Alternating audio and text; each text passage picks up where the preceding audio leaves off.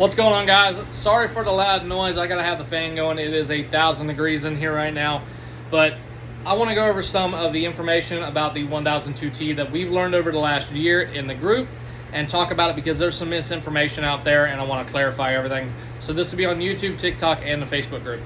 So this is a ZK1002T amplifier, one of the most popular amps in the group for 24 volt builds.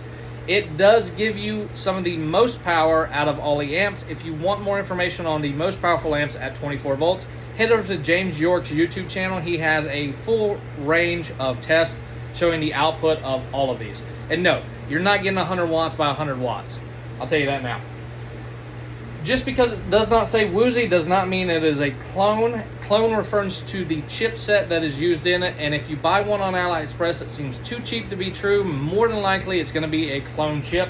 That means half of the threads or half of the traces on the chip are actually used, the other half are not. One way that they cut corners, so just be aware of that. Whoops. Well, that's no good no more. Here I have two bareboard 1002T amplifiers. Can you tell which one's which? Probably not.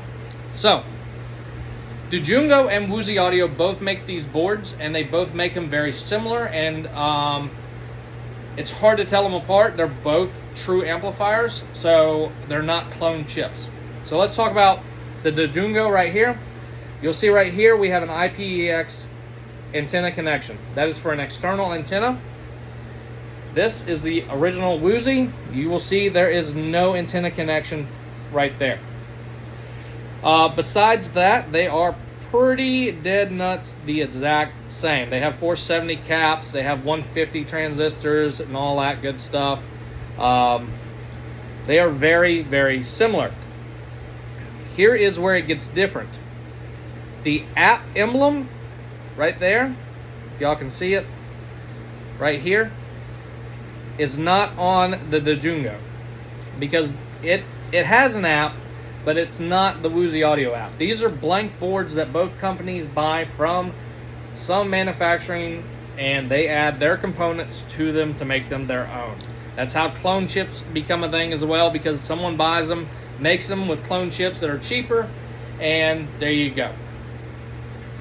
Pretty much they use the same components for most of this. Obviously one has the antenna connection, one does not. The Woozy Audio without the IPX, and Woozy Audio actually does have an IPX connection, so whenever you go to buy these, you got to check the listing, because sometimes it'll show that it has the IPX connection and sometimes it will not. There are also different size IPX connectors. Most of the time they're going to be the small one like this, which is like H1 or HM1 or something like that. I can't keep track of all these numbers, just heads up. You can sum the original, you cannot sum the Dojungo. While you can, it is not recommended because the voltage difference between the two channels will actually cause clipping and damage your speaker. On this one, the voltage is pretty much even across the board from testing, and it has been proven to work pretty well and not overheat. It's not called bridging, it's called summing. We're combining left and right channels to have mono sound for one speaker output. You will not gain any power from combining the channels, just a heads up. It's just how these boards are built. It is not like a car amp or a marine amplifier. It is different. Also, if you look at the power jacks right here, it's kind of hard to see. That is one difference as well. The Dojungo technically has a 5x5 by 2.5 according to their listing. This is a 5.5 by 2.1. And here's the funny thing. Let's see. So this is a 5x5 by 2.1. It will fit in both of these amplifiers. No problem. You will notice though, on the Dojungo, it is a tighter fit. But it will work with these little pigtails. Now, if you go from this amp to this one, that pin might not make good contact if you push the internal prongs with the bigger one. So just be aware of that as well. Will these amps work on high voltage? So about 9 months ago, we ran into a problem with this bad boy right here. This is the Talent Cell 24 volt lithium battery, and when you charge it to 29.2 volts, and it stays there. Unlike their LiFePO 4 batteries, which do not, they hover around 28, 27. Both of these amps can technically handle 28. Anything over like 28.8, both of them start going crazy. They act weird, they won't work, they won't give you volume, all kinds of weird stuff. So, the reason I say that is we had to start bucking down these batteries to 28 volts, and it worked fine. Now we use these batteries. Same style LiFePO 4 battery as this right here, just in a different case. Same cells, same everything pretty much.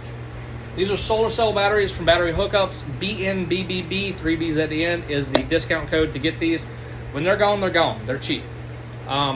These are 25.6, and I recommend charging with a 27 volt charger. Most of these batteries have 80% life left on them. Sometimes you'll get a good set where it will have 90 to 100, and it will charge all the way up to that 29.2. Resting voltage is usually around 26.6, 27, somewhere along there, 27.2. So if you buy just a 27 volt $9 charger off Amazon, it will charge it perfectly and work with no issues. Do you have the full capability of the battery? It depends if your battery is a 70, 80, or 100% lifespan left. And I'll tell you from testing on the Sound Extreme 8s, you can get 20 hours of playtime out of one of these, even at the 70% life expectancy. So at 27 volts, you can get 20 hours out of this battery before it dies. It has a built-in BMS system with overcharge, undercharge, over discharge, overcharge. It will, if it shorts out, it will stop itself and save it. If you hook up the wrong charger, it will kill the BMS, and sometimes it will save it, sometimes it won't, kind of like pretty much any other battery. So that's just a few key points I want to touch on the 1002T. If you have any questions, comment below, guys. There's a lot of information that we've learned over the year. So head over to the Facebook group if you're on TikTok or YouTube and ask away.